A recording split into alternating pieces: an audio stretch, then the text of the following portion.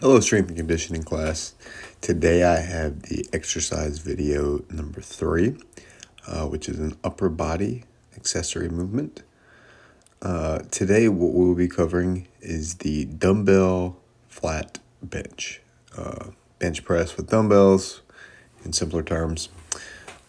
So we will be going over how to properly execute the dumbbell bench press, how to set it up, what it looks like, and just the overall dynamics of this exercise. So starting off, the obvious here is when you dumbbell bench, you're not unracking weights from a rack. You got to get the weights up manually by yourself. So just some quick, housekeeping things with this exercise is have a spotter. If the weight is different than you're used to, you're trying to go up in weight, you're not sure of it, have a spotter. It's okay to have somebody pick up the weight for you and hand it to you one by one. Maybe you pick one up yourself and hand you the other.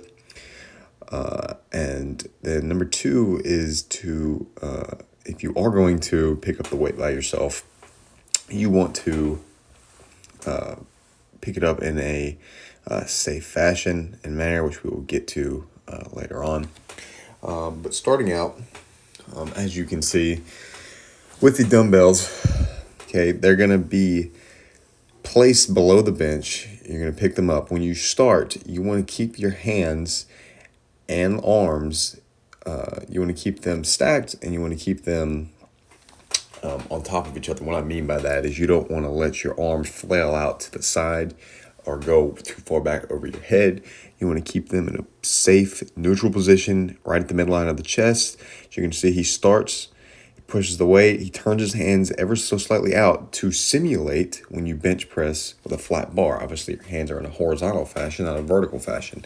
You want to find that happy medium. As you see here, the participant has his hands at about a 45-degree angle while he does his presses. Now, that's okay.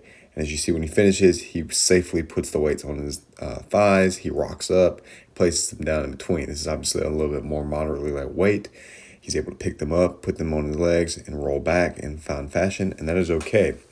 Know the weight that you're using, and you're able to know how to set yourself up with the weight. Once again, as he presses straight up, doesn't go back too far, where he puts his triceps and shoulders at risk, doesn't go too wide, where he also puts his shoulders and elbows at risk. He's going straight down, straight up, touching his chest, arms are at a 45-degree angle. He's going to finish the set, put the weights, rock up, placing them back down in between. Now, there's also other ways that you can set up and start the bench. Coming back here to the side angle, you're going to see the weights start down in between his legs, okay? He's going to pick them up, okay? Now, when he picks them up, he's going to place them on his thighs. He's going to kick back, roll back. Now, you can go one at a time. You can roll back on your chest. The common way is you want to roll and kick back with the weights above your head. I personally, I disagree with this. I know a lot of people tell you to kick up with your arms holding the position instead of kicking back down. I think if you place against your body and you kick back slowly one at a time, if it's a heavy weight and you roll down carefully, it's okay. I personally think if you kick back with the weights when they're on your knees and you try to catch yourself in the up position with the weights above your head, I feel like that could be a little bit more dangerous if you don't control it. And now the weights are falling over your head and you just rip a shoulder muscle, or you just drop the weights and you hit yourself in the head.